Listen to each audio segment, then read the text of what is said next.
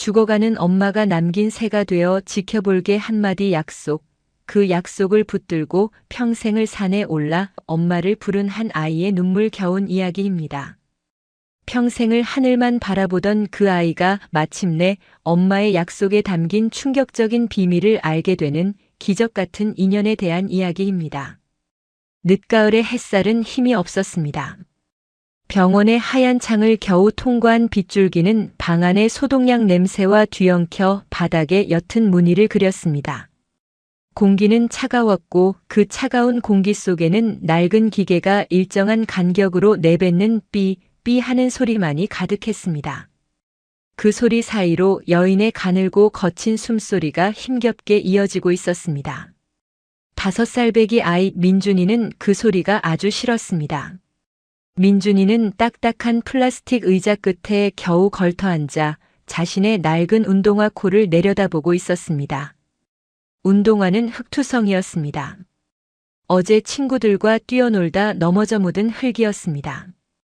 그때만 해도 엄마가 이렇게 아프지 않았는데, 그때만 해도 엄마가 자신을 보고 웃어주었는데, 민준이는 고작 하루 사이에 모든 것이 변해버린 이 상황을 이해할 수 없었습니다. 침대에는 민준이의 엄마 소희가 누워 있었습니다. 한때 민준이를 번쩍 안아 올리고 따뜻한 손으로 머리를 쓰다듬어 주던 엄마의 모습은 온데간데 없었습니다.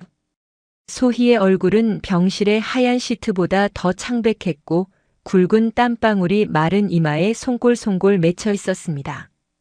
앙상하게 마른 손등에는 주삿바늘이 꽂혀 있었고 그 손은 이불을 꽉 움켜쥐고 있지도 못한 채 힘없이 펼쳐져 있었습니다.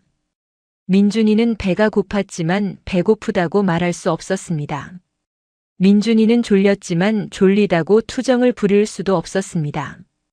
그저 엄마가 어서 일어나서 예전처럼 자신의 이름을 다정하게 불러주기만을 기다릴 뿐이었습니다. 그때였습니다. 거친 숨소리만 내뱉던 소희가 힘겹게 눈을 떴습니다. 초점을 잃었던 눈동자가 한참을 헤맨 뒤에야 의자에 앉아있는 작은 아들 민준이를 찾아냈습니다. 소희가 갈라지는 목소리로 힘겹게 아들의 이름을 불렀습니다. 민준아. 민준이는 화들짝 놀라 의자에서 뛰어내렸습니다. 그리고는 침대 곁으로 달려가 엄마의 차가운 손을 자신의 작은 두 손으로 덥석 잡았습니다. 엄마, 일어났어? 나 여기 있어. 엄마. 소희는 아들의 목소리에 희미하게 웃으려 애썼습니다. 웃음 대신 거친 기침이 터져 나왔습니다. 기침이 멎자 소희는 다시 숨을 몰아쉬며 마지막 남은 힘을 쥐어짜냈습니다. 그녀는 아들에게, 이 세상에 홀로 남겨질 이 작은 아이에게 꼭 해주어야 할 말이 있었습니다. 우리 아들 민준이 엄마 말 잘 들을 수 있지? 응. 나 잘 들을게. 엄마, 이제 우리 집에 가자. 나 장난감도 안 가지고 놀게. 밥도 잘 먹을게. 그러니까 우리 집에 가자, 응? 민준이의 맑은 눈에서 굵은 눈물방울이 뚝뚝 떨어졌습니다. 소희의 마음은 수천 개의 바늘로 찔리는 듯 아팠습니다. 이 어린 것을 두고 어찌 눈을 감을 수 있을까? 저 작은 손을 이제 누가 잡아줄까? 소희는 안간힘을 써서 주삿바늘이 꽂히지 않은 다른 손을 들어 올렸습니다. 그리고는 민준이의 눈물을 닦아주었습니다. 뼈마디가 다 드러난 손은 거칠었지만 그 손길만은 세상에서 가장 따뜻했습니다. 민준아, 엄마가 민준이랑 약속 하나만 할게. 약속? 민준이가 되물었습니다. 소희는 숨을 골랐습니다. 엄마가 이제 아주 멀리 여행을 가야 해. 아주 멀리. 싫어. 나도 데려가. 나도 엄마랑 같이 갈래. 나 혼자 두지 마. 민준이가 울음을 터뜨리며 소리쳤습니다. 소희의 눈에서도 뜨거운 눈물이 흘러내렸습니다. 아니야. 아니야. 소희가 약하게 고개를 저었습니다. 민준이는 엄마랑 같이 못 가. 하지만 엄마가 우리 민준이 혼자 두지 않을게. 절대로. 소희는 숨이 가빠오는 것을 느끼며 서둘러 말을 이었습니다. 민준아. 소희가 아들의 눈을 바라보며 말했습니다. 엄마가 죽으면 저기 하늘을 나는 새가 될 거야. 새? 민준이의 맑은 눈이 커졌습니다. 그래. 예쁜 새가 되어서 우리 민준이 곁에 항상 있을 거야. 민준이가 밥 먹을 때도, 민준이가 잠잘 때도, 민준이가 친구들이랑 놀 때도 엄마는 새가 되어서 하늘에서 다 지켜볼 거야. 소희는 곁에 있던 베개 밑을 더듬었습니다. 그곳에는 그녀가 아주 오래전부터 간직해 온 작은 새의 깃털 하나가 있었습니다. 아마도 길에서 주운 듯한 하얗고 부드러운 깃털이었습니다. 이거. 소희는 깃털을 민준이의 작은 손에 쥐어주었습니다. 이거 민준이 가져. 이게 엄마 깃털이야. 그러니까 민준아, 혹시라도 엄마가 보고 싶으면 하늘을 봐. 새들이 날아다니면 그 중에 엄마가 꼭 있을 거야. 엄마한테 손 흔들어 줘. 알겠지? 그리고 제일 중요한 거. 소희의 목소리가 다시 가늘어졌습니다. 엄마가 새가 돼서 지켜볼 거니까 우리 민준이 절대로 외로워하면 안 돼. 밥 잘 먹고 씩씩하게. 울지 말고. 거기까지였습니다. 그녀는 마지막 힘을 다해 속삭였습니다. 울지 마. 그 말을 끝으로 소희의 손이 민준이의 뺨을 쓰다듬다 말고 힘없이 침대 위로 툭 떨어졌습니다. 민준이의 눈물을 닦아주던 그 따뜻한 손이었습니다. 눈을 감은 소희의 얼굴은 어쩐지 아주 편안해 보였습니다. B-방 안을 울리던 기계음이 날카롭고 긴 하나의 소리로 바뀌었습니다. 엄마. 민준이가 엄마의 손을 흔들었습니다. 엄마, 왜 대답 안 해? 엄마. 민준이가 엄마의 손을 흔들며 울부짖었습니다. 그 소리에 문이 열리고 하얀 옷을 입은 사람들이 우르르 몰려왔습니다. 그들은 민준이를 방 밖으로 밀어냈습니다. 민준이는 쫓겨나면서도 엄마가 힘없이 떨군 그 손을, 그리고 편안하게 감은 그 눈을 잊을 수가 없었습니다. 얼마나 지났을까? 시끄러웠던 방 안이 조용해졌습니다. 문이 열리고 눈이 빨개진 간호사가 나오더니 민준이를 보고는 차마 말을 잇지 못하고 고개를 숙였습니다. 민준이는 천천히 방 안으로 걸어 들어갔습니다. 엄마는 하얀 천으로 덮여 있었습니다. 민준이는 그제야 깨달았습니다. 엄마가 자신을 따뜻하게 안아주던 엄마가 이제는 정말로 자신을 안아줄 수 없다는 것을 알았습니다. 5살 민준이의 울음소리가 텅 빈 복도를 가득 메웠습니다. 민준이는 차가운 복도 바닥에 주저앉아 엄마가 준 하얀 깃털을 손에 꼭 쥔 채 한참을 울었습니다. 그때였습니다. 민준이는 울음을 그치고 창밖을 바라보았습니다. 어둠이 내리기 시작한 잿빛 하늘 위로 하얀 새 한 마리가 힘차게 날아올라 병원 창을 스쳐 지나갔습니다. 민준이는 그 새를 보며 자신도 모르게 작은 목소리로 속삭였습니다. 엄마. 그날 이후 민준이의 기나긴 기다림이 시작되었습니다. 민준이의 엄마 소희의 장례는 아주 작고 조용하게 치러졌습니다. 민준이는 아직 죽음이라는 것이 무엇인지, 하얀 천으로 덮인 엄마가 왜 다시는 자신을 불러주지 않는지 온전히 알지 못했습니다. 그저 먼 친척 어른들의 검은 옷과 낯선 사람들이 피우는 향냄새 속에서 엄마가 준 하얀 깃털을 쥔 작은 손에만 힘을 줄 뿐이었습니다. 장례가 끝나고 민준이에게는 갈 곳이 마땅치 않았습니다. 아빠는 아주 오래전에 집을 나갔다는 것만 어렴풋이 기억날 뿐 민준이를 거두어 주겠다는 친척은 아무도 없었습니다. 모두가 자신들의 무거운 삶을 핑계대며 어린 민준이의 손을 애써 외면했습니다. 결국 민준이 엄마의 먼 사촌쯤 되는 한 아주머니가 민준이의 손을 잡았습니다. 아주머니는 민준이를 데리고 버스를 탔습니다. 버스는 한참을 달렸고 낯선 시골길을 한참이나 더 들어갔습니다. 버스에서 내린 뒤에도 아주머니는 민준이의 손을 잡고 한참이나 산길을 걸어 올라갔습니다. 가을이 깊어가는 산길은 추웠습니다. 앙상한 나뭇가지들이 바람에 부딪히며 스산한 소리를 냈습니다. 민준이는 자꾸만 뒤를 돌아보았습니다. 혹시라도 엄마가 새가 되어 자신을 따라오고 있지는 않을까, 저 하늘 어딘가에서 자신을 보고 있지는 않을까. 작은 가슴은 기대로 부풀었다가 이내 차가운 바람에 식어버렸습니다. 한참을 올라가니 낡고 오래된 절이 하나 나타났습니다. 은하사. 은하수처럼 맑은 절이라는 뜻을 가진 곳이었습니다. 하지만 절의 모습은 이름처럼 곱지 못했습니다. 기둥의 붉은 칠은 다 벗겨져 속살을 드러냈고 처마 밑에는 거미줄이 엉켜 있었습니다. 하지만 그 모든 낡음 속에서도 절 마당을 가득 채운 짙은 향냄새와 저녁 공양을 준비하는 듯한 밥 짓는 냄새는 왠지 모르게 민준이의 마음을 조금은 편안하게 했습니다. 아주머니는 민준이를 데리고 절의 가장 큰 방으로 보이는 곳으로 향했습니다. 그곳에는 아주 늙은 스님 한 분이 앉아 차를 마시고 있었습니다. 스님은 얼굴 가득한 깊은 주름이 마치 산의 골짜기처럼 보였고 하얀 눈썹은 길게 자라나 눈을 덮을 것만 같았습니다.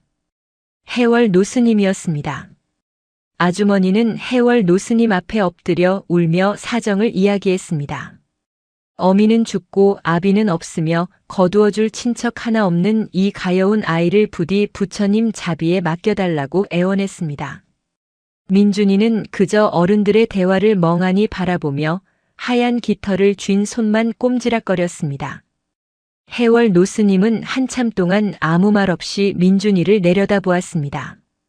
민준이도 겁을 먹지 않고 스님의 눈을 똑바로 바라보았습니다. 아이의 눈에는 슬픔도 원망도 아닌 그저 텅 비어버린 것 같은 깊은 고요함이 있었습니다. 거두어 주십시오, 스님. 아주머니가 다시 한번 머리를 조아렸습니다. 해월 노스님은 천천히 고개를 끄덕였습니다. 그리고는 민준이를 향해 쭈글쭈글한 손을 내밀었습니다. 이리 오너라. 아주머니는 천만다행이라는 듯 민준이의 등을 떠밀고는 도망치듯 절을 내려갔습니다. 민준이는 자신을 버리고 가는 아주머니의 뒷모습을 보았지만 울지 않았습니다. 그저 해월 스님이 내민 손을 바라보다가 자신의 작은 손을 그 위에 가만히 올렸습니다. 스님의 손은 거칠었지만 이상하게도 엄마의 손처럼 따뜻했습니다. 그날부터 민준이는 은하사의 작은 동자승이 되었습니다. 머리를 깎고 몸에 맞지 않는 회색 승복을 입었습니다. 민준이에게는 명안이라는 새 법명이 생겼습니다. 밝은 눈이라는 뜻이었습니다. 하지만 민준이는 아니 명안이는 좀처럼 말을 하지 않았습니다. 스님들이 묻는 말에 겨우 고개를 끄덕이거나 저을 뿐이었습니다. 명안이가 하는 일은 오직 하나였습니다. 매일 새벽 예불이 끝나고 아침 공양을 마치고 나면 명안이는 어김없이 절 뒤편의 가장 높은 바위로 올라갔습니다. 그곳은 은하사가 한눈에 내려다 보이고 멀리 산줄기들이 겹겹이 포개진 수평선까지 보이는 곳이었습니다. 명안이는 그 바위에 앉아 하늘을 바라보았습니다. 해가 뜨고 구름이 흐르고 다시 해가 지는 것을 온종일 바라보았습니다. 그리고 하늘을 나는 모든 새들을 눈에 담았습니다. 엄마. 아이는 그제야 작은 목소리로 엄마를 불렀습니다. 어디 있어? 나 여기 있어, 엄마. 수많은 새들이 명안이의 머리 위를 스쳐 지나갔습니다. 까마귀도 참새도 이름 모를 산새들도 많았습니다. 하지만 명안이가 찾는 새는 그 새들이 아니었습니다. 명안이는 엄마가 말한 예쁜 새, 병원 창밖에서 보았던 그 하얀 새를 찾고 있었습니다. 그러던 어느 날이었습니다. 며칠 동안이나 비가 내린 뒤 갠 맑은 하늘이었습니다. 명안이가 여느 때처럼 바위에 앉아 하늘을 보고 있는데 저 멀리서 하얀 점 하나가 다가왔습니다. 그것은 분명 맑은 가을 하늘을 가로지르는 우아한 날갯짓의 하얀 새였습니다. 명안이는 저도 모르게 자리에서 벌떡 일어났습니다. 엄마다. 아이가 소리쳤습니다. 엄마, 나 여기 있어. 민준이 여기 있어. 명안이는 두 팔을 벌려 힘껏 흔들었습니다. 하얀 새는 마치 명안이의 목소리를 들은 것처럼 바위 위를 한 바퀴 크게 맴돌았습니다. 그리고는 끼룩하고 맑은 울음소리를 내며 더 높은 하늘로 날아올랐습니다. 명안이는 그 자리에 주저앉아 엉엉 울었습니다. 엄마를 잃고 처음으로 소리내어 우는 울음이었습니다. 하지만 그 눈물은 슬픔의 눈물이 아니었습니다. 엄마가 정말로 새가 되어 자신을 찾아왔다는, 엄마가 자신을 버리지 않았다는 기쁨의 눈물이었습니다. 그날부터 명안이는 매일 그 바위에 올라 엄마를 만났습니다. 하얀 새는 매일 나타나지는 않았지만 명안이가 간절히 엄마를 부르는 날이면 어김없이 나타나 그 주위를 맴돌다 사라지곤 했습니다. 명안이는 더 이상 외롭지 않았습니다. 엄마가 새가 되어 자신을 지켜보고 있다는 그 약속 하나만으로 명안이는 차가운 산사의 겨울을 견뎌낼 힘을 얻었습니다. 은하사의 시간은 속세의 시간보다 더디게 흘러갔습니다. 명안이가 절에 온 지도 어느덧 10년이라는 세월이 지났습니다. 5살배기 꼬마 민준이는 이제 15살의 훤칠한 소년 명안이 되었습니다. 10년 동안 명안이는 많이 변했습니다. 작은 키는 훌쩍 자라 해월 노스님의 어깨를 훌쩍 넘어섰고 깡말랐던 몸에는 제법 힘이 붙어 절의 굳은 일도 도맡아 했습니다.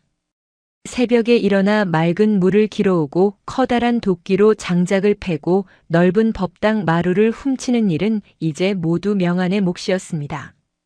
하지만 변하지 않은 것도 있었습니다. 명안이는 여전히 말이 없었습니다.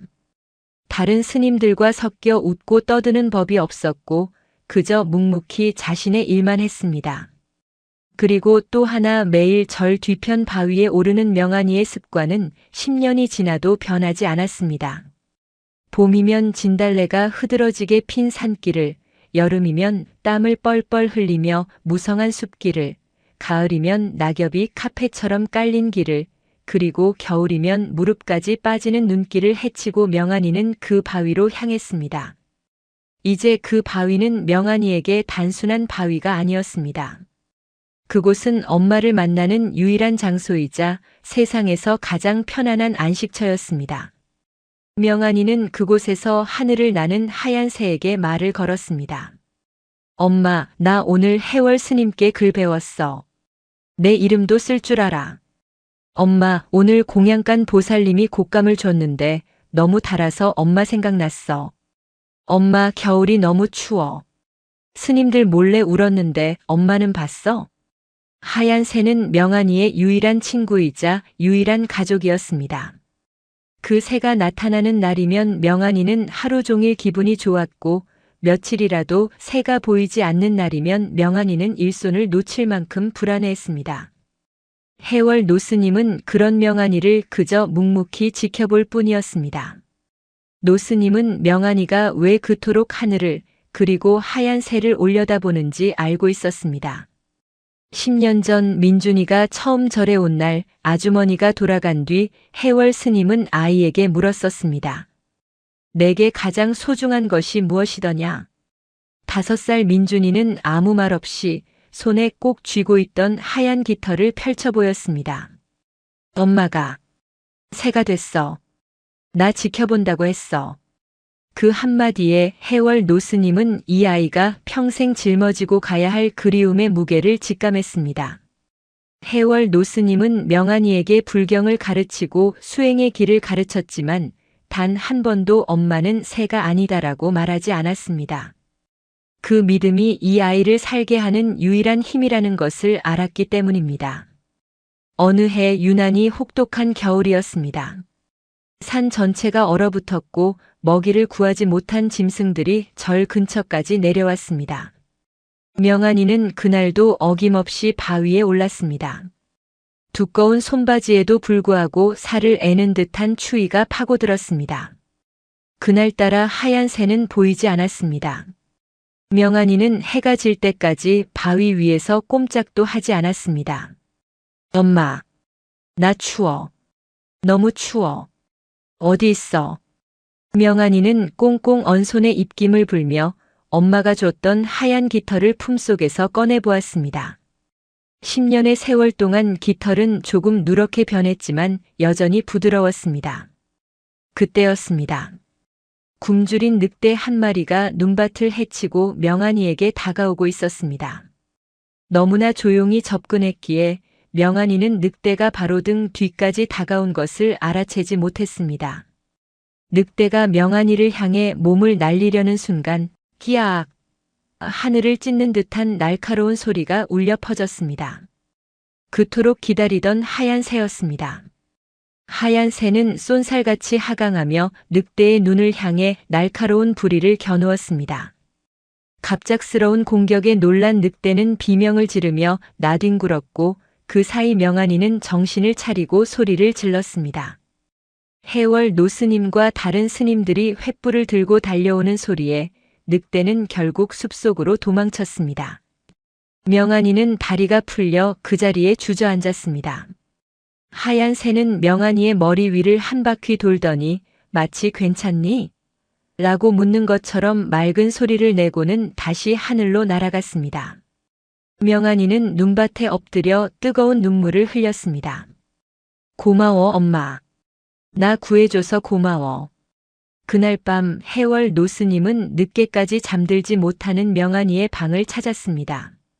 명안아, 내 스님, 새가 너를 구해주었더구나. 내 스님, 엄마가 저를 구해주셨습니다. 명안이의 목소리는 확신에 차 있었습니다. 해월 노스님은 더 이상 아무 말도 하지 않았습니다. 그저 명안이의 어깨를 한번 토닥여주고는 조용히 방을 나갔습니다. 노스님의 얼굴에는 안도감과 함께 알 수 없는 깊은 슬픔이 스쳐 지나갔습니다. 시간은 멈추지 않고 흘러 명안은 20살의 건장한 청년이 되었습니다. 이제는 누구도 명안을 어린 동자승으로 보지 않았습니다. 해월 노스님을 대신해 절의 크고 작은 일을 도맡아 처리했고 묵묵하지만 책임감 있는 그의 모습에 다른 스님들도 명안을 깊이 신뢰했습니다. 하지만 20살 청년 명안의 마음속에는 여전히 5살 민준이가 살아 숨쉬고 있었습니다. 그는 여전히 매일 바위에 올랐고 하얀 새와 대화를 나누었습니다. 그에게는 15년간 지켜온 가장 중요한 의식이었습니다. 그해 여름은 유난히 비가 많았습니다. 장마가 끝날 기미를 보이지 않고 몇 주 동안이나 억수 같은 비를 퍼부었습니다. 은하산은 깊은 산속에 자리한 탓에 비가 많이 오면 산사태의 위험이 늘 도사리고 있었습니다. 어느 날 밤이었습니다. 온 산이 울리는 듯한 천둥 소리와 함께 하늘에 구멍이라도 뚫린 듯한 폭우가 쏟아졌습니다. 해월 노스님은 불길한 예감에 모든 스님을 깨웠습니다. 모두 일어나거라. 절 뒤편의 산이 무너질지도 모른다. 스님들이 밖으로 뛰쳐나왔을 때 이미 상황은 심각했습니다. 절 뒤편 명안이가 매일 오르던 그 바위 근처에서 흙과 돌이 쏟아져 내리기 시작했습니다. 빗물은 거대한 강줄기가 되어 절 마당을 휩쓸고 지나갔습니다. 명안아, 법당의 불경들을 옮겨야 한다. 해월 노스님이 소리쳤습니다. 명안이는 다른 스님들과 함께 빗속을 뚫고 법당으로 향했습니다. 그때였습니다. 끼악, 끼악. 그 어떤 천둥 소리보다도 날카롭고 절박한 새의 울음소리가 들려왔습니다. 명안이의 심장이 쿵 하고 내려앉았습니다. 그 소리는 분명 엄마의 소리였습니다. 명안이는 뒤도 돌아보지 않고 소리가 들려오는 산 쪽으로 달리기 시작했습니다. 명안아, 위험하다. 돌아오너라. 해월 노스님의 절규가 빗소리에 묻혔습니다.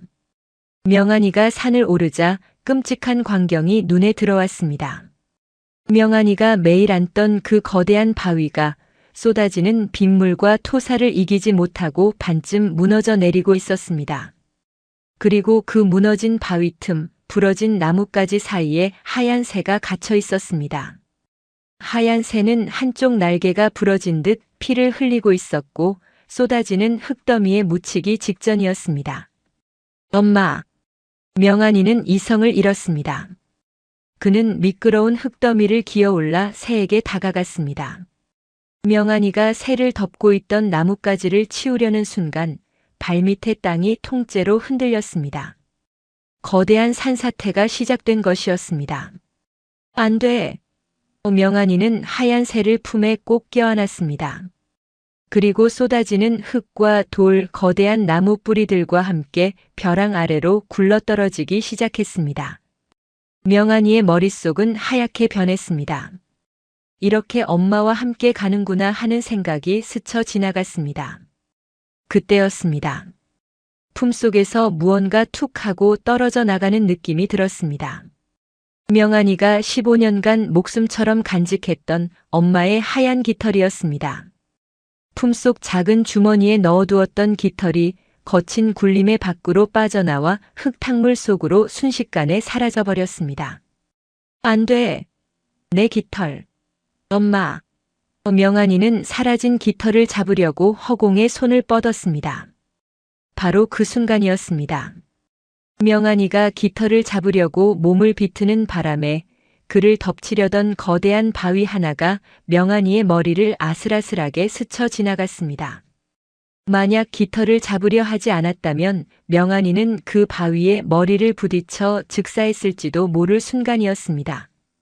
명안이는 수십 미터를 굴러 절 마당 근처의 소나무 더미에 부딪히고 나서야 겨우 멈췄습니다. 온몸이 부서지는 듯한 고통이 몰려왔습니다. 하지만 명안이는 아픔도 잊은 채 품속을 확인했습니다. 다행히 하얀 새는 명안이의 품 안에서 몹시 놀란 듯 파르르 떨고 있었지만 무사했습니다. 하지만 명안이의 손에는 아무것도 없었습니다. 엄마의 깃털은 사라졌습니다. 명안이는 넋이 나간 사람처럼 흙탕물 속에 주저앉았습니다. 엄마의 분신과도 같았던 깃털을 잃어버렸다는 상실감에 온몸의 고통도 느껴지지 않았습니다. 그때 해월 노스님과 스님들이 횃불을 들고 달려왔습니다. 해월 노스님은 피와 흙으로 범벅이 된 명안이와 그의 품에 안긴 하얀 새를 보고는 더 이상 아무 말도 하지 못한 채 하늘을 바라보며 깊은 한숨을 내쉬었습니다. 거대한 폭풍우가 지나가고 한 해가 흘렀습니다. 은하산은 무너진 축대를 다시 쌓고 부서진 기와를 새로 얹어 폭풍의 상처를 겨우 회복했습니다. 명안이의 몸도 회복되었습니다. 하지만 그의 마음속에 생긴 상처는 좀처럼 아물지 않았습니다. 엄마의 깃털을 잃어버린 그날 이후 명안이는 마치 영혼의 절반을 잃은 사람처럼 지냈습니다. 그는 더 이상 바위에 오르지 않았습니다. 깃털을 잃어버린 자신이, 엄마와의 약속을 지키지 못한 자신이 엄마를 만날 자격이 없다고 생각했습니다. 그날 밤 명안이가 구해준 하얀 새는 날개가 완전히 낫지 않아 더 이상 높이 날 수 없게 되었습니다. 명안이는 절 마당 한쪽에 작은 보금자리를 만들어 새를 돌보았습니다. 새는 명안이의 곁을 한시도 떠나지 않으며 마치 깃털을 잃은 명안이를 위로하는 듯 했습니다. 명안이는 새를 배경이라고 불렀습니다. 하얀 그림자라는 뜻이었습니다. 해월 노스님의 건강은 그 사이 눈에 띄게 나빠졌습니다. 노스님은 잦은 기침과 함께 자리에 누워있는 날이 많아졌습니다. 노스님은 멍하니 배경을 바라보고 있는 명안이의 뒷모습을 볼 때마다 무언가 큰 빚을 진 사람처럼 괴로운 표정을 짓곤 했습니다. 그러던 어느 늦가을 은하사에 낯선 방문객이 찾아왔습니다. 40대 중반으로 보이는 한 여인이었습니다. 여인은 값비싼 옷은 아니었지만 단정하고 고운 옷차림을 하고 있었고 얼굴은 몹시 창백했지만 그 눈빛만은 따뜻하고 맑았습니다. 여인의 이름은 지연이었습니다. 지연은 해월 노스님을 찾아와 며칠간 절에 머물며 공양을 올리고 싶다고 청했습니다. 해월 노예스님은 지연의 창백한 얼굴과 어딘지 모르게 그늘진 그 눈빛을 보고는 말없이 고개를 끄덕였습니다. 지연은 며칠 동안 절에 머물렀습니다. 그녀는 스님들의 수행을 방해하지 않으려 애썼고 조용히 법당에 앉아 기도를 드리거나 마당 한쪽에서 해월 스님과 차를 마시며 두런두런 이야기를 나누기도 했습니다. 명안이는 그 낯선 여인이 불편했습니다. 여인은 유난히 명안이에게 관심을 보였습니다. 명안이가 장작을 팰 때도 백영에게 먹이를 줄 때도 지연은 멀찍이서 명안이를 가만히 지켜보곤 했습니다. 그 눈길이 명안이는 왠지 모르게 싫지 않으면서도 어색했습니다. 며칠이 지난 뒤 지연이 떠나기 전날 밤이었습니다. 그날은 마침 16년 전 명안이의 엄마 소희가 세상을 떠난 날이었습니다. 명안이는 아무도 모르게 법당 뒤편에서 홀로 촛불을 켜고 있었습니다. 그때 지연이 명안이에게 다가왔습니다. 스님. 지연이 조용히 불렀습니다. 명안이는 놀라 촛불을 황급히 숨겼습니다. 무슨 일이십니까? 지연은 촛불을 본체만 채하며 명안이에게 다가왔습니다. 스님. 지연이 떨리는 목소리로 물었습니다. 혹시 아주 오랫동안 무언가를 잃어버린 채 살고 있지는 않으십니까? 명안이의 가슴이 철렁했습니다. 무슨 말씀이신지 모르겠습니다. 지연은 명안이의 눈을 똑바로 바라보았습니다. 그녀의 눈에는 눈물이 가득 고여 있었습니다. 저는 16년 전에 심장을 이식받았습니다. 누군가의 고귀한 심장 덕분에 저는 겨우 목숨을 건졌습니다. 명안이는 그 이야기가 자신과 무슨 상관인지 몰라 멍하니 서 있었습니다. 그런데 스님. 지연은 자신의 가슴에 손을 얹었습니다. 이 심장이 이 절에 온 첫날부터 이상하게 뛰기 시작했습니다.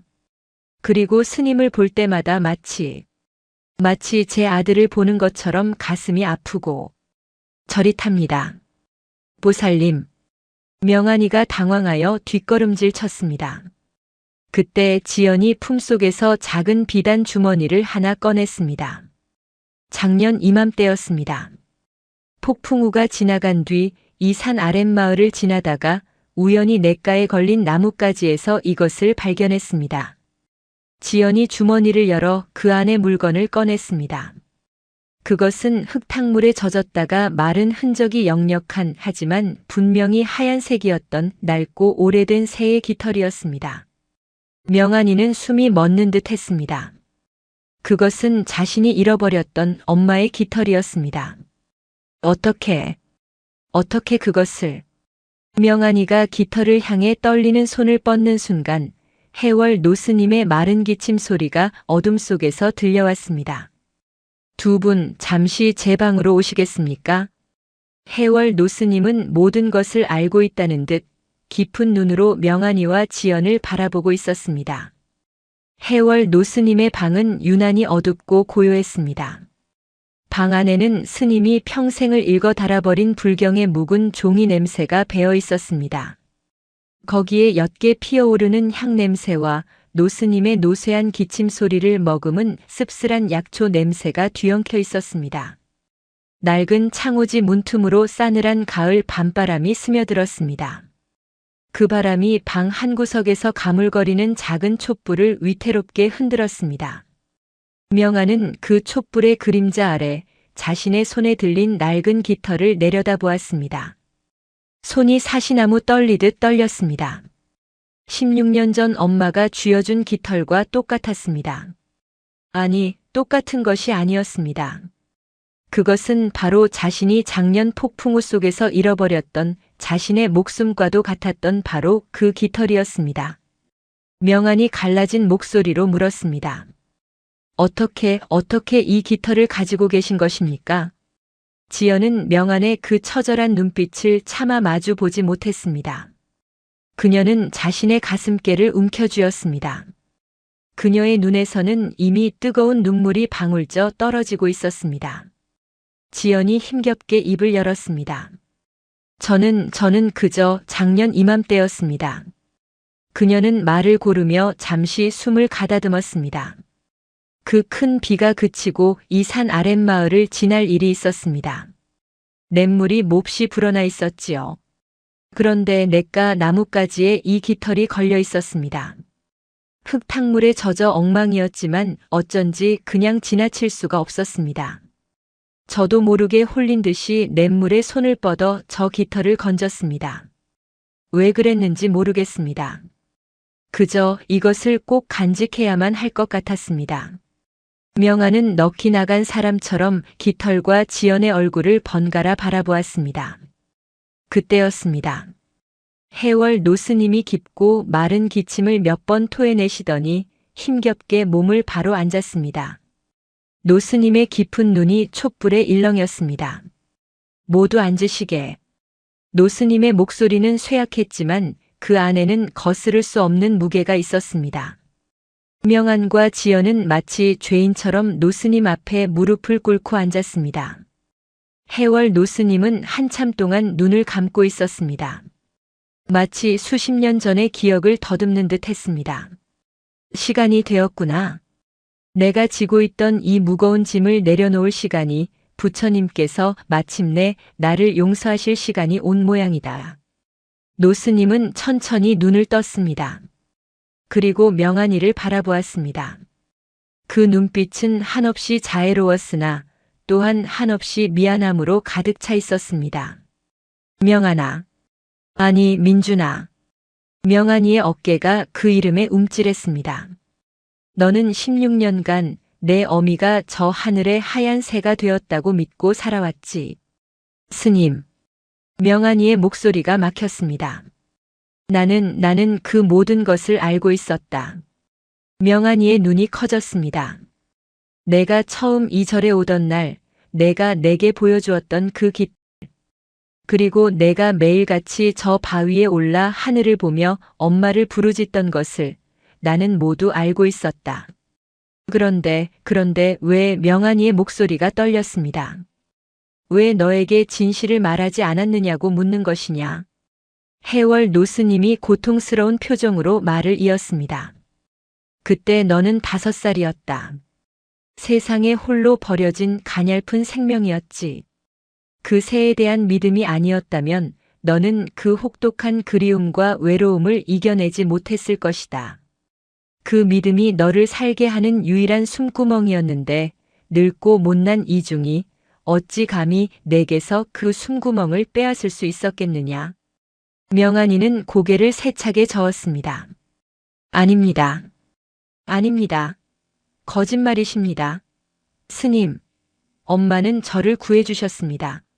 굶주린 늑대로부터 저를 구해주셨단 말입니다. 해월 노스님은 그 절규를 가만히 받았습니다. 그것은 부처님의 자비였을 것이다. 노스님이 단호하게 말했습니다. 그 새는 이 산에 오래전부터 둥지를 틀고 살던 그저 짐승일 뿐이다. 마침 둥지를 위협하는 늑대를 쫓아내려던 것이 기이한 인연으로 너를 구하게 된 것이겠지. 그것은 기적이었을지언정 내 어미의 영혼이 한 일은 아니었다. 명안이는 더 이상 아무 말도 하지 못했습니다.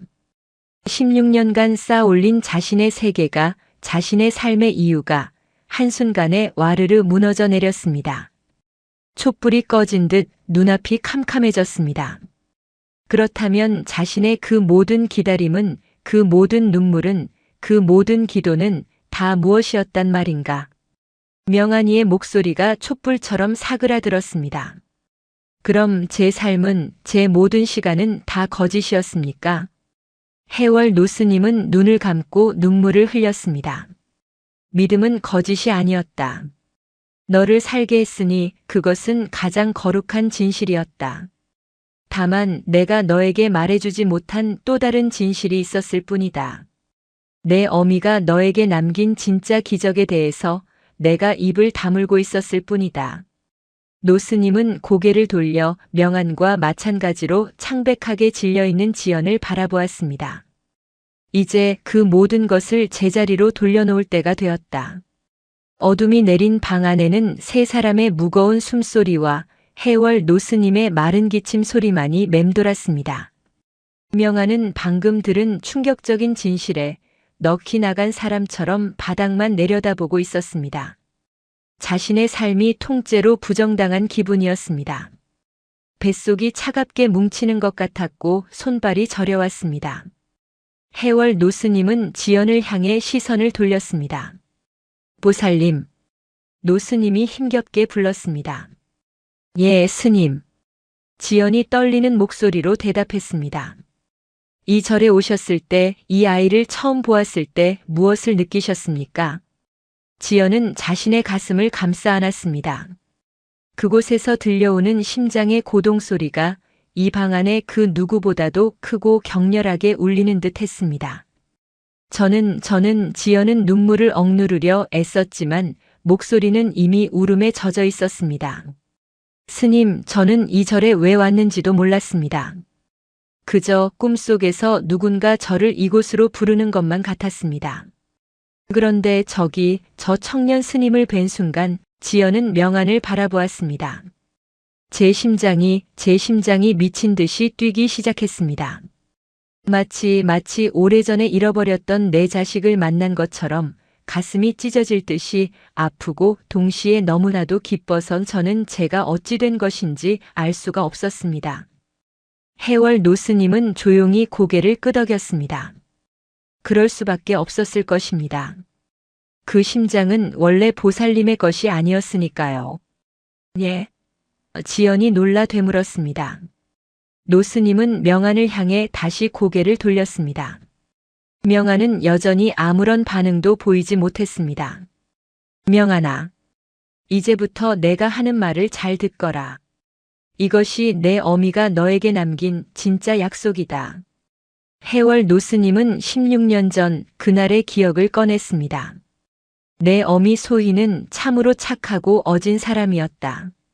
비록 인연이 닿지 않아 너와 단둘이 힘들게 살았지만 나를 찾아와 우리 민준이에게는 절대로 가난을 물려주지 않겠다고 다짐하곤 했지. 내 어미는 그날 병원으로 실려간 것이 아니었다. 일터에서 돌아오던 길에 불의의 사고를 당했지. 머리를 크게 다쳤다. 의원들이 손을 쓸 수가 없다고 했다. 하지만 노스님은 지연을 바라보며 말을 이었습니다. 내 어미의 다른 장기들은 심장은 너무나도 건강하고 튼튼했다. 내 어미는 이미 오래전에 자신이 죽으면 자신의 모든 것을 다른 이에게 나누어 주겠다고 약속해 두었더구나. 그제야 명안은 고개를 들었습니다. 지연 역시 숨을 죽이고 노스님의 다음 말을 기다렸습니다. 명안아. 내 어미는 내가 5살이던 그날 이 보살님을 살리고 떠났느니라. 방 안의 공기가 얼어붙었습니다. 명안은 숨을 쉴 수가 없었습니다. 명안이는 아주 천천히 고개를 돌려 지연을 바라보았습니다. 지연 역시 믿을 수 없다는 표정으로 자신의 가슴을 움켜쥔 채 명안을 바라보고 있었습니다. 지연이 속삭였습니다. 제가 받은 심장이 저 스님의 그렇습니다. 해월 노스님이 확인시켜 주었습니다. 내 어미 소희는 죽어서 새가 된 것이 아니었다. 내 어미의 뜨거운 심장은 이 보살님의 가슴 속에서 지난 16년간 단 한순간도 쉬지 않고 뛰어왔던 것이다. 지연이 오열하기 시작했습니다. 그래서 그랬군요. 그래서 제가 그토록 산의 꿈을 꾸고 아이의 꿈을 꾸었던 것이군요. 이 심장이 저를 이곳으로 제 아들이 있는 곳으로 이끌었던 것이군요. 해월 노스님은 명안을 향해 말했습니다. 명안아. 내 어미의 약속은 거짓이 아니었다. 새가 되어 너를 지켜보겠다 하신 것은 저 하늘을 나는 짐승이 되겠다는 뜻이 아니었느니라. 내 어미는 자신의 심장을 남겨 그 심장이 언젠가 너를 찾아내어 내가 더 이상 외롭지 않음을 확인하게 하려던 것이었다. 그것이 내 어미가 너에게 남긴 마지막 사랑이었다. 명안이는 일어설 수도 앉아있을 수도 울 수도 소리칠 수도 없었습니다. 자신이 16년간 엄마라고 불렀던 것은 하얀 새였습니다. 하지만 진짜 엄마의 심장은 단 한 번도 본 적 없는 저 낯선 여인의 가슴 속에서 뛰고 있었습니다. 명안이는 더 이상 그 방에 머무를 수 없었습니다. 그는 비틀거리며 일어섰습니다. 16년간 자신을 지탱해온 모든 것이 무너지고 다시 세워지는 그 혼돈의 한가운데서 명한이는 미친 사람처럼 방문을 열고 뛰쳐나갔습니다. 차가운 가을 밤바람이 그의 뺨을 후려쳤습니다. 명한이는 숨이 턱까지 차오르도록 달렸습니다. 법당을 지나고 공양간을 지나고 낯선 여인 지연이 머물던 객실 앞을 스쳐 지나갔습니다. 어디로 가야 할지 몰랐습니다. 그저 이 숨막히는 진실로부터 도망치고 싶었습니다. 그의 발길이 멈춘 곳은 절 마당 한 구석, 자신이 만들어준 작은 보금자리 앞이었습니다. 그 안에는 한쪽 날개가 닫혀 더 이상 날지 못하는 하얀 새, 배경이 웅크리고 있었습니다. 명한이가 거친 숨을 몰아쉬며 다가가자 백영은 잠에서 깬 듯 고개를 갸웃거리며 명한이를 바라보았습니다. 끼룩 하고 작은 소리로 울었습니다. 명한이는 백영 앞에 주저앉았습니다. 흙바닥의 냉기가 얇은 승복을 뚫고 올라왔지만 그것을 느낄 겨를도 없었습니다. 그는 백영을 자신이 16년간 엄마라고 불렀던 그 존재를 가만히 바라보았습니다. 명한의 입술이 떨렸습니다. 너 내가 내 엄마가 아니라고 한다. 백영은 명한이의 말뜻을 알 리 없었습니다. 그저 명한이의 손길이 그리운 듯 둥지 밖으로 고개를 내밀어 명한이의 무릎께에 부리를 비볐습니다. 따뜻하고 부드러운 감촉이었습니다. 명한이는 울음인지 웃음인지 모를 소리를 냈습니다. 그래, 너는 그저 새였지. 따뜻한 둥지를 틀고 제 새끼를 지키고 굶주린 늑대로부터 내 영역을 지켰을 뿐인데 나 혼자 너를 엄마라 부르며 이 무슨 바보 같은 짓을. 그는 16년의 세월을 떠올렸습니다. 매일같이 바위에 올라 하늘을 보던 5살 꼬마. 새를 보며 울고 웃던 15살 소년. 그리고 그 새를 구하겠다고 산사태 속으로 뛰어들었던 20살의 청년. 그 모든 것이 거대한 착각이었고 어리석은 망상이었습니다. 명한이는 주머니 속에 깃털을 꺼냈습니다. 지연이 돌려준 흙먼지가 묻은 낡은 깃털이었습니다. 그는 그 깃털을 백영의 날개에 가만히 가져다 대었습니다. 그래, 똑같구나. 내 깃털이었어. 그제야 모든 것이 분명해졌습니다. 엄마가 병실에서 주었던 그 깃털은 엄마의 깃털이 아니라 그저 이 산 어딘가에서 주었을 이런 하얀 새의 깃털이었을 뿐입니다. 엄마는 그저 아들을 위로하기 위해 아들이 외롭지 않기를 바라는 마음에 그 깃털을 쥐어주며 새가 되겠다는 하얀 거짓말을 했던 것입니다. 그런데 정말 거짓말이었을까?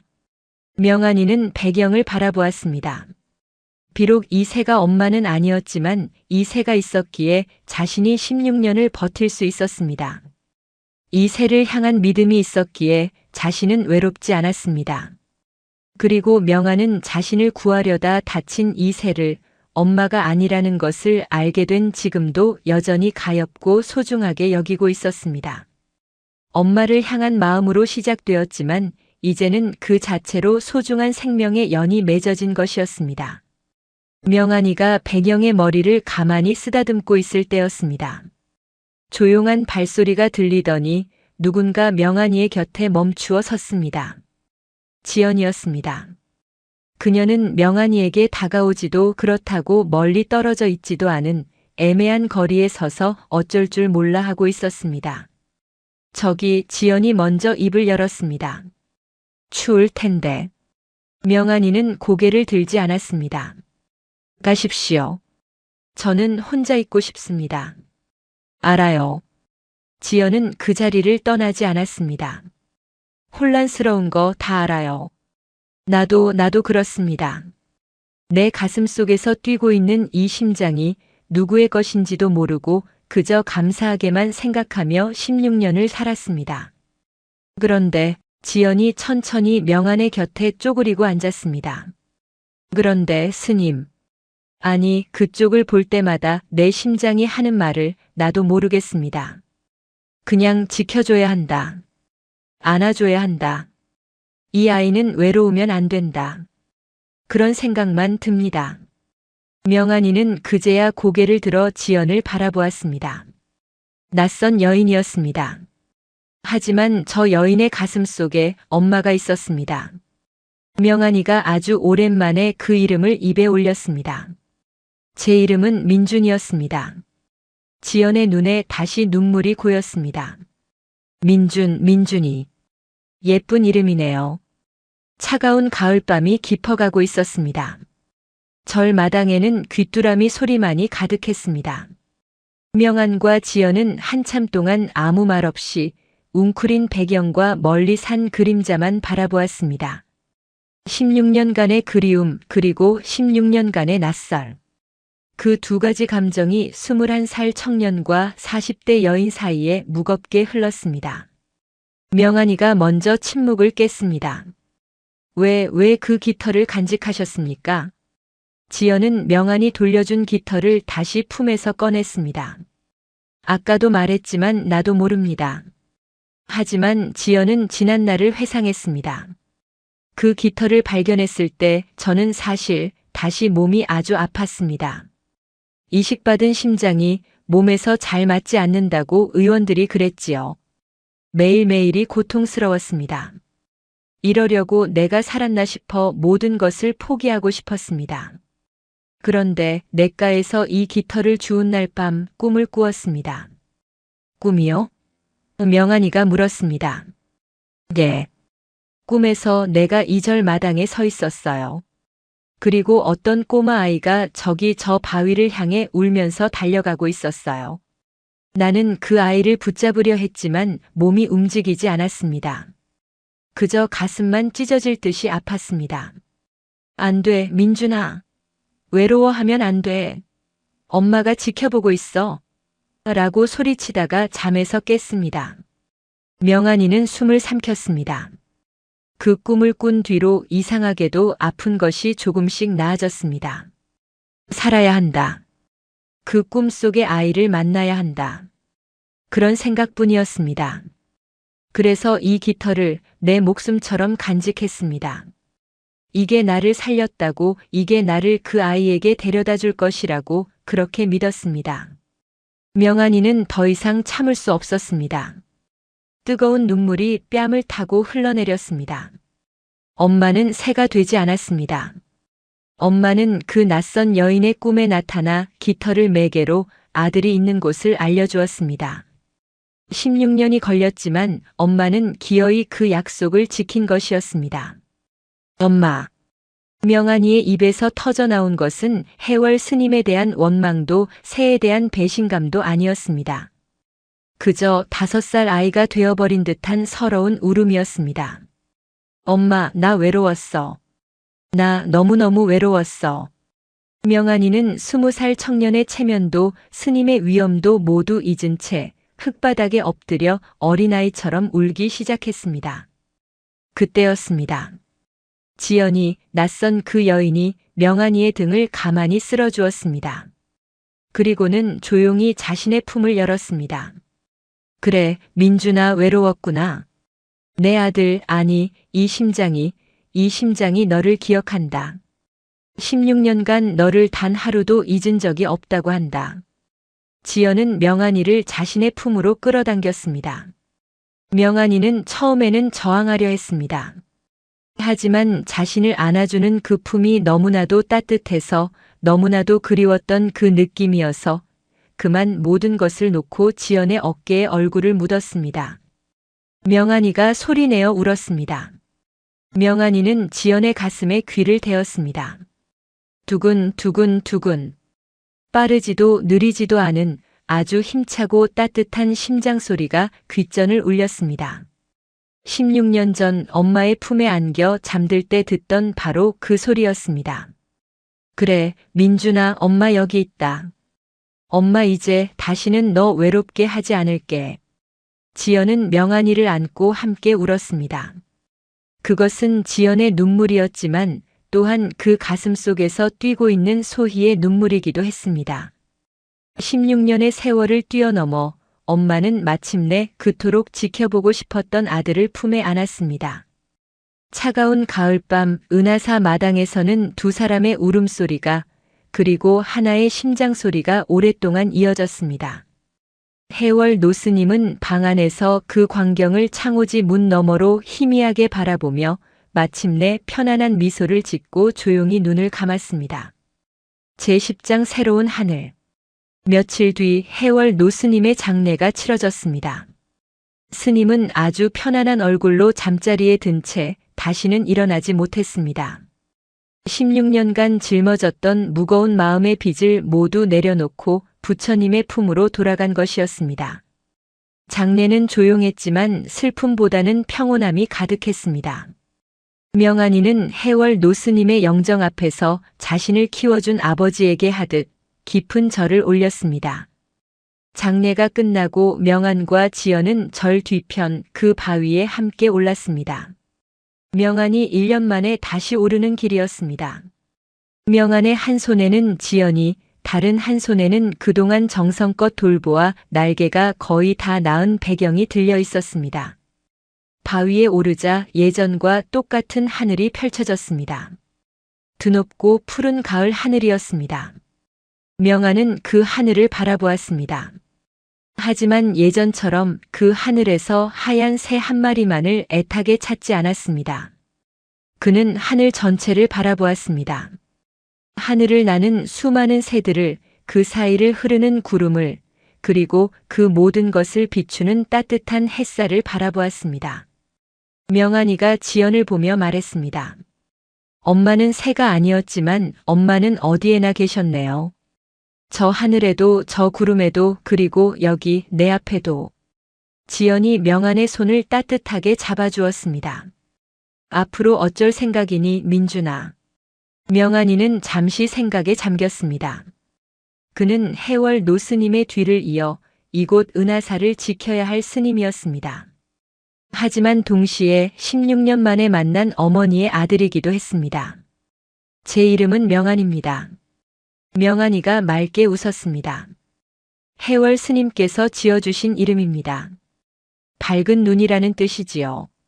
저는 지난 16년간 하늘만 보느라 제 앞을 보지 못했습니다. 하지만 스님께서는 제가 언젠가 진실을 밝게 볼 날을 아셨던 것 같습니다. 명안이는 지연을 바라보았습니다. 저는 이곳에 남겠습니다. 하지만 이제 더는 외롭지 않을 겁니다. 절 아랫마을에 제 심장이 뛰고 있는 집이 생겼으니까요. 지연은 눈물 어린 미소를 지었습니다. 그래. 언제든 오렴. 언제든 엄마가 따뜻한 밥 지어놓고 기다릴게. 명안이는 품에 안고 있던 배경을 하늘을 향해 들어 올렸습니다. 배경아, 너도 이제 자유로워. 명안이가 새를 공중으로 날려보냈습니다. 배경은 잠시 망설이는 듯 하더니 이내 힘찬 날갯짓을 하며 푸른 하늘로 날아올랐습니다. 16년간 명안이의 엄마 역할을 해주었던 그 새는 이제야 진정한 새로 돌아가 더 높고 넓은 하늘로 사라졌습니다. 명안이는 더 이상 그 새를 보며 엄마라고 부르지 않았습니다. 그는 자신의 곁에 선 지연의 손을 잡고 그녀의 가슴에서 울리는 심장 소리를 마음으로 들었습니다. 엄마는 새가 되어 하늘을 나는 것이 아니었습니다. 엄마는 사랑이 되어 아들의 가슴 속에, 그리고 아들을 지켜줄 또 다른 어머니의 가슴 속에 영원히 살아 숨쉬고 있었습니다. 명안이는 지연과 함께 그 어느 때보다도 맑고 밝은 눈으로 자신 앞에 펼쳐진 새로운 하늘을 오래도록 바라보았습니다. 어미의 사랑은 죽음이라는 경계조차 뛰어넘어 반드시 자식에게 닿는다는 것입니다. 눈에 보이는 것만이 진실은 아닙니다. 때로는 어리석은 믿음이 우리를 살게 하는 가장 큰 힘이 됩니다. 진실을 마주하는 것은 고통스럽지만 그 고통을 이겨내야만 우리는 더 넓은 세상을 볼 수 있습니다. 인연이란 참으로 신비하여 우리가 상상하지도 못한 방법으로 흩어진 것들을 다시 만나게 합니다. 가장 큰 기적은 하늘을 나는 새가 아니라 지금 내 곁에서 나의 손을 잡아주는 따뜻한 사람의 마음에 있습니다.